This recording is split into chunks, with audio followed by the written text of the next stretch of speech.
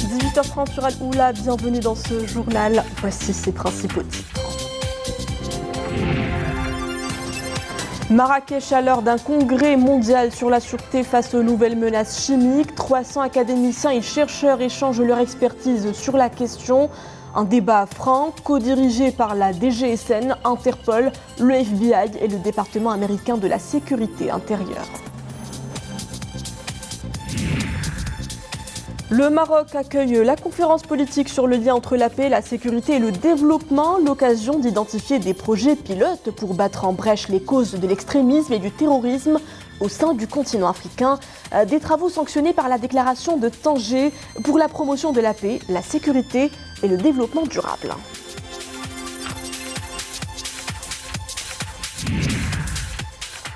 Puis nous poserons valise à Guerguerat. Nous irons sur les traces de l'équipage du rallye Africa Eco Race. Parti de Monaco, 400 pilotes de 30 nationalités participent à ce rallye de découverte à travers les provinces du Sud jusqu'au Sénégal. Un rallye de découverte que nous vous invitons à revivre en fin de journal.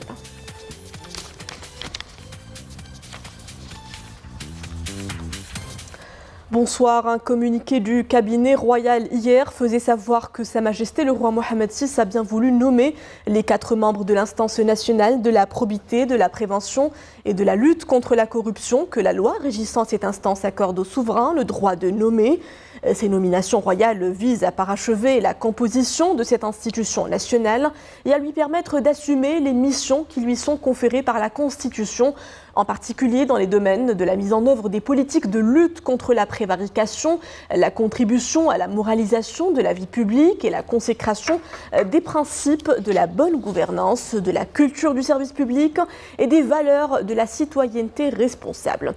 Ces nominations interviennent également en application des dispositions de la Constitution et de la nouvelle loi régissant cette importante instance constitutionnelle, ainsi qu'au regard de l'expérience, de l'expertise et des compétences dont disposent ses membres dans le domaine d'action de l'instance et de l'impartialité, la neutralité, la rectitude et l'intégrité qui leur sont reconnus.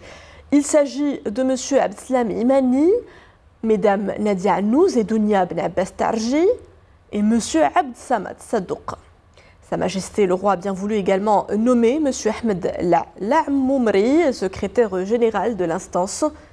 Il convient de rappeler que Sa Majesté le roi avait nommé M. Bachir Rachdi président de cette instance.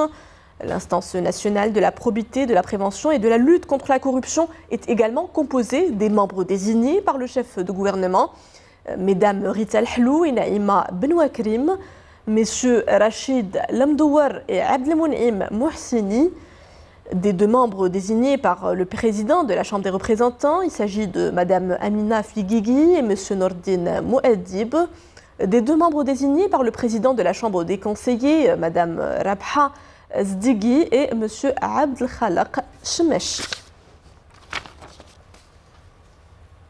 Sa Majesté le roi Mohammed VI, président du Conseil supérieur du pouvoir judiciaire, a également bien voulu accorder sa haute approbation à la nomination de responsables judiciaires dans plusieurs juridictions du royaume au titre de la première session de l'année 2022.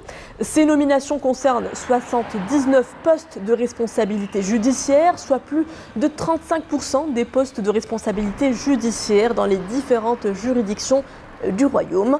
C'est ce qu'indique un communiqué du Conseil supérieur du pouvoir judiciaire. Ces nominations ont notamment concerné 7 femmes juges, dont 5 assument la responsabilité pour la première fois sur les 32 magistrats auxquels ont été confiés des postes de responsabilité, soit 40,5% du total des postes de responsabilité ayant connu un changement. À New York, le Conseil de sécurité, réunion à New York du Conseil de sécurité, réunion pour mettre en avant le rôle pionnier et la contribution primordiale du Maroc dans la résolution du conflit libyen, conformément aux hautes orientations de Sa Majesté le roi Mohammed VI.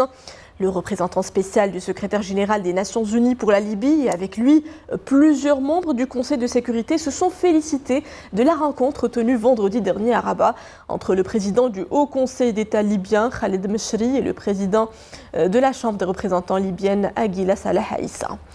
Russie, Émirats arabes unis, Mexique, Albanie et Brésil se sont à leur tour félicités de la rencontre qui s'est tenue au Maroc et ont rendu hommage aux efforts entrepris par le Royaume pour mettre fin à la crise libyenne.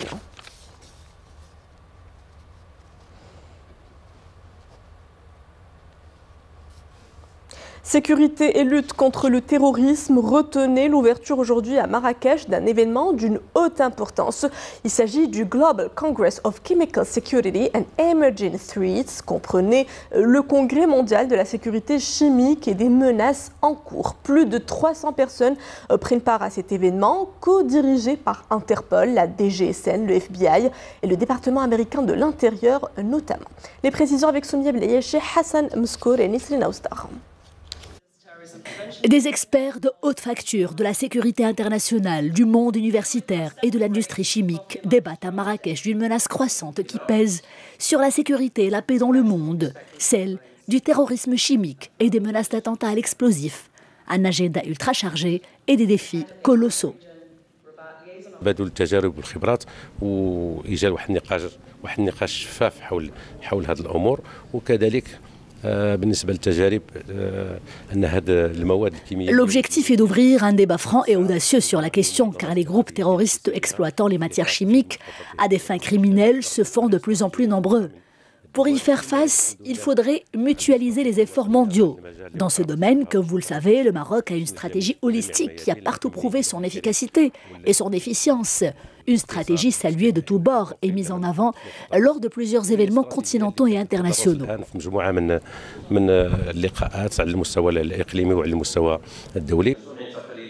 3 jours durant, les participants vont essayer de traiter la problématique en creusant dans ses racines et avec une approche pluridisciplinaire.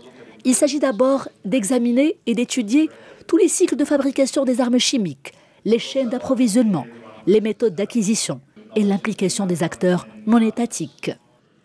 It's important to bring people together, and we've been fortunate enough to have experts from 73 different countries, with almost 230 participants involved in. Nous avons toujours estimé qu'il est important, voire urgent, de rassembler des experts des 4 coins de la planète pour lutter efficacement contre cette menace. Les experts rassemblés à Marrakech maîtrisent parfaitement la question et ils sont capables de nous aider à décliner des stratégies plus efficaces pour gagner ce combat grâce à une réponse globale, préventive et proactive. That's posed by chemical and terrorism-related issues. C'est la première fois que l'événement se tient en dehors du siège d'Interpol, l'organisation internationale de police criminelle à Lyon en France. L'organisation de l'événement à Marrakech est un témoignage fort de la place de choix qu'occupe le Maroc dans le domaine de la lutte contre le terrorisme et l'extrémisme violent. Direction Tanger à présent où se déroulent les travaux d'une conférence politique sur le lien entre la paix, la sécurité et le développement. Conférence qui se tient dans le cadre de la présidence marocaine du Conseil de paix et de sécurité de l'Union africaine. Yassine Benjeloun, Saïd Najah avec Nisrine Hamdawi pour plus de développement. La conférence politique sur le lien entre la paix, la sécurité et le développement à Tanger, l'occasion d'identifier des projets pilotes pour battre en brèche les causes de l'extrémisme et du terrorisme qui s'apprêtent tout effort de promotion de la prospérité au niveau de l'Afrique. Le choix du Maroc pour l'accueil de cette conférence constitue un gage de reconnaissance envers la contribution du Royaume à la diffusion des valeurs de paix au sein du continent. Les travaux de cette conférence seront sanctionnés par la déclaration de Tanger pour la promotion de la paix, la sécurité et le développement durable. Quand vous venez au Maroc, vous savez que vous êtes dans un pays de paix. Nous allons partager les expériences du Maroc dans la promotion de la paix durable.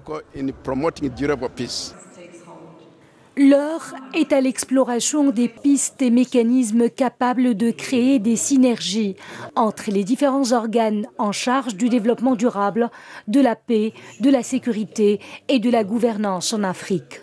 C'est d'ailleurs l'appel lancé par le Maroc dans cette grande messe. La paix, la sécurité et l'investissement sont liés. La Banque africaine de développement est mandatée pour combattre la pauvreté et améliorer la vie des populations du continent africain.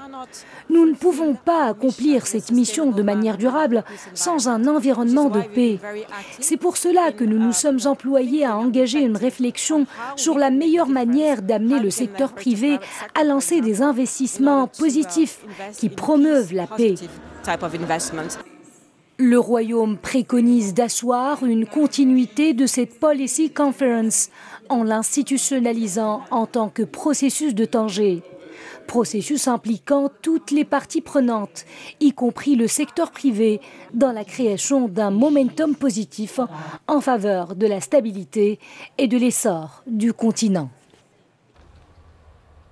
À présent, cette première pour une commune marocaine, Agadir, a opéré avec succès une sortie sur les marchés financiers à travers une opération qui a permis de lever 1 milliard de dirhams par voie de placement privé auprès d'investisseurs institutionnels, nationaux et internationaux. Il s'agit donc de la première émission obligatoire d'une commune à l'échelle nationale après la publication le 24 janvier de cette année des décrets relatifs aux règles qui régissent les opérations d'emprunt réalisées par les collectivités territoriales. À Londres, la Banque européenne pour la reconstruction et le développement a indiqué aujourd'hui soutenir Agadir dans la diversification de ses sources de financement en accompagnant son entrée sur le marché obligataire. L'excellence féminine également à la une de cette édition, elles y ont cru et elles y sont parvenues.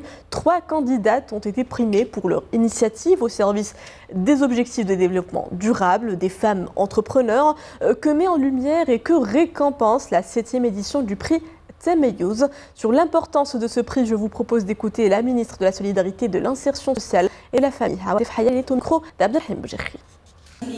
Nous célébrons aujourd'hui la 7e édition du prix Tamayouz de la femme marocaine qui a choisi cette année pour thème les objectifs du développement durable. Et cet événement arrive dans le contexte du discours de Sa Majesté, le discours royal de Sa Majesté du 30 juillet 2022, qui a été très important pour moi, historique, parce qu'il a insisté, Sa Majesté a insisté sur la nécessité de réaliser l'effectivité de l'égalité entre les hommes et les femmes et de permettre à la femme marocaine d'accéder à ses droits, les droits économiques, les droits sociaux, les droits environnementaux, les droits politiques bien évidemment. Donc cette année, c'est la femme au service de la réalisation des objectifs de développement durable. Dans les objectifs du développement durable, l'objectif 5, c'est l'objectif sur l'égalité entre les sexes et l'égalité des genres. Et donc nous avons, à travers cette édition cette année, on a eu beaucoup de candidatures par rapport à l'année dernière. Donc cette année, on a eu plus de 220 candidatures. L'année dernière, je crois qu'on avait autour de 60 candidatures.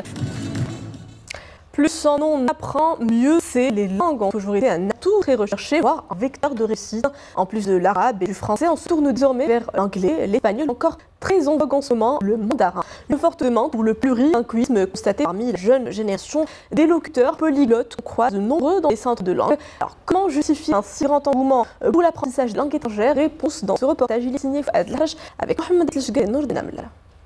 Des élèves de plus en plus nombreux à suivre des cours de langue. Les parents en sont conscients, capitalisant sur leurs propres expériences, ils orientent désormais leurs enfants dès le cycle primaire ou secondaire plus tard vers des cours de langues étrangères. Car plus tard, pour des études supérieures, la maîtrise des langues étrangères devient souvent une exigence académique. Dans certaines filières scientifiques, la seule langue française ne permet pas d'accéder à la documentation de recherche scientifique et aux sources du savoir. Donc, il est indispensable de maîtriser des langues étrangères telles l'anglais et l'espagnol. Dans le marché de travail également, cette maîtrise des langues étrangères s'avère déjà incontournable. C'est le cas pour Hassani. Elle est déjà salariée d'une entreprise, mais elle se prépare pour une éventuelle promotion. Je viens dans cet institut pour suivre les cours de la langue anglaise. C'est essentiel pour mon environnement professionnel.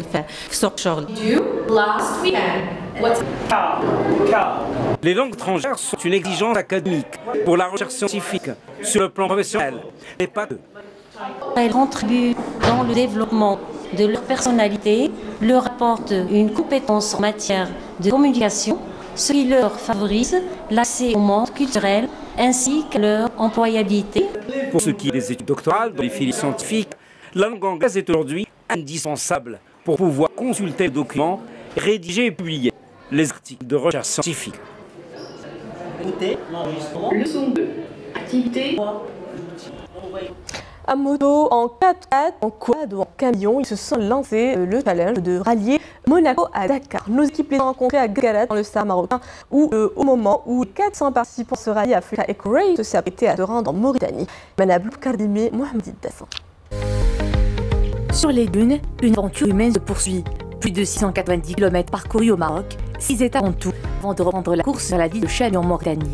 L'Africa Eco Race est un programme avec 4 catégories, les motos, les véhicules 4 roues motrices, les engins à mi-chemin entre le buggy et le quad, les camions. Mais pas que. Le trajet est aussi fait d'intenses moments de partage, dans une ambiance typique, sur des pistes inédites, faisant un par bel pilotage, au cœur de paysages inoubliables.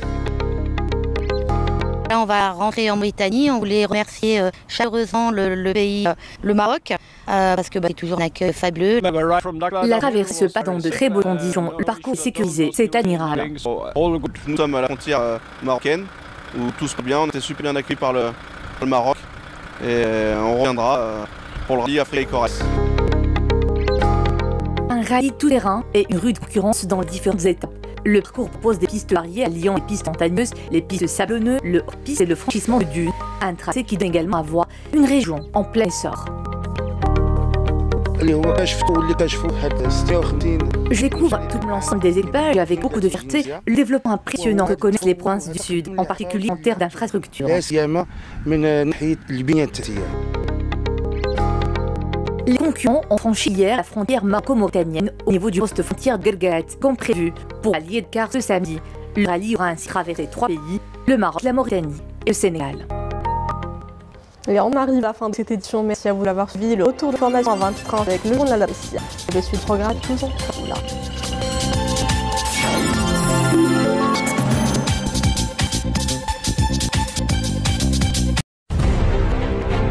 نقطة للصدر تقييم حصيلة سنة